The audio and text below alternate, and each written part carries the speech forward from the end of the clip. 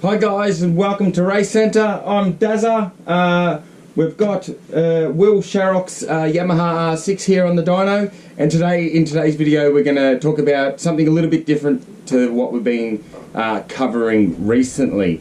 We'll talk firstly, we've got the second round of the Vic titles coming up next weekend at Winton, so we're doing a bit of race prep, and this is a great opportunity for us to give you a little bit of an insight into what we do with our race prep, but what we also do from a maintenance perspective and B, a development perspective.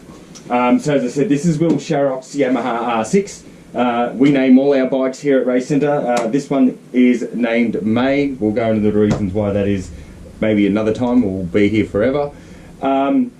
So the first part of this job was to do the required maintenance on the bike. You'll see we'll be actually dynoing most of the team bikes this week because they're all due for the type of work that requires dynoing. So in terms of maintenance of the race bike, we go through our maintenance program, and all the different parts of the bike will have a maintenance schedule. This bike was due for a fuel pump service, so that's been done. There's also due for a clutch inspection and service, and that's been done. Over the time we get to know our riders, and we know while we'll do clutch inspections at specific points. A rider like Largy, for example, he's actually probably the hardest on his clutch, so he needs more clutch maintenance than some of our other riders, a bit more gentle on the clutches. But this bike was due for clutch inspection and maintenance, so that's also been done. And those two are from a maintenance perspective, the primary reason why the bike's on the dyno, because we've changed the fuel pump or serviced the fuel pump, serviced the clutch. We want to make sure that everything's working properly, and even from the clutch perspective that there's no leaks. Racing's it's a big logistical exercise. It takes a lot of effort, a lot of organising. You're travelling in sometimes many hours to the racetrack. You're spending a weekend there. The last thing you want to do is rock up on Friday practice and have maintenance or mechanical issues that could have been found on the dyno beforehand. So we'll set the maintenance program, and then we'll also allow enough time in the timeline to make sure that we can get the quality checks on the dyno done. So that's being done. So as I said, fuel pump and clutch. And then so that's our big ticket maintenance items that this had a few other things as well. Like just drivetrain service and all those type of basic stuff and all changes and stuff like that. But the fuel pump and the clutch were the big ticket items. Then we have some development items for this bike going into this round. Now on that, we're very, very, very fortunate that we have such a big team and a vast array of riders, and they're all at certain different levels.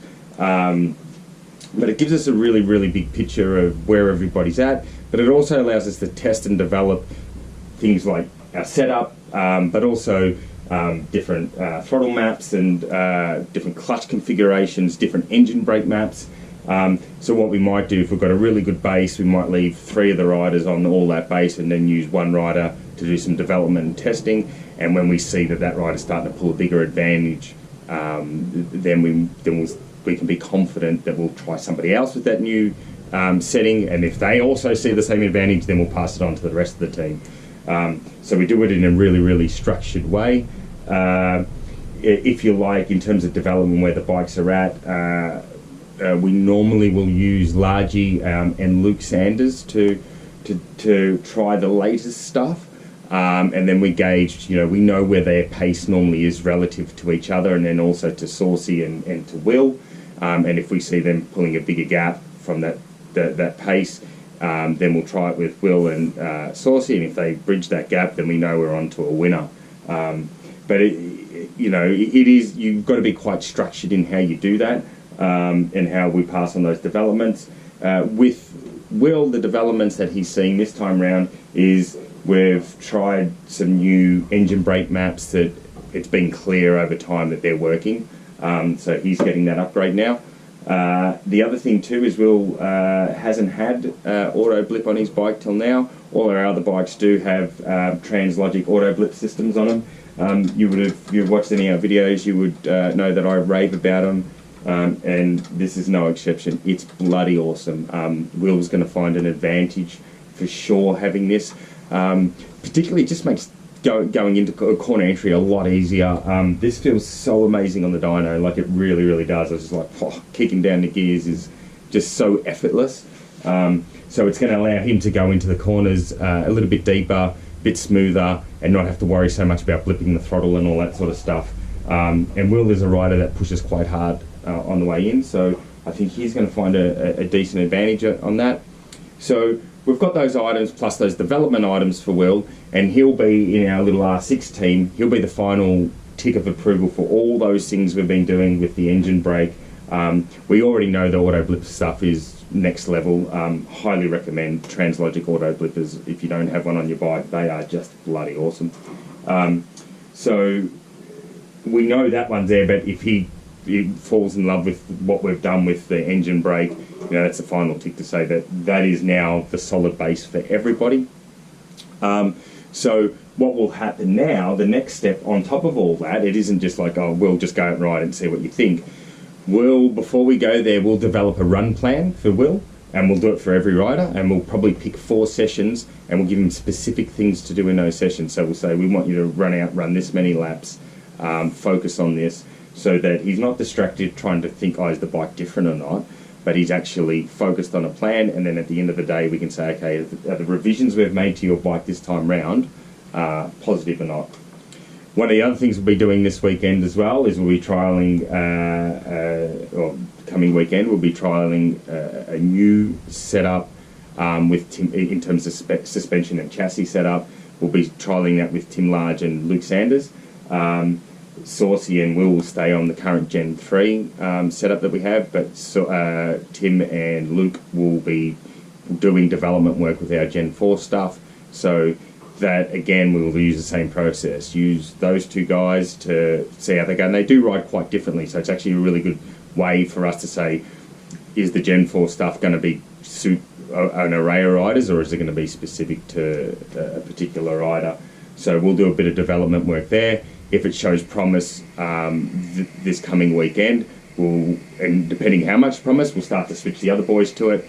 Once we get really comfortable that we've made development, then you'll start to see that we'll start to promote Gen 4 or DB04 and FD04 as our new suspension setup range, because our concept or philosophies would have changed. So that's sort of just a little insight to some of the development that we do and how we go about it and how we use the race team to do that development.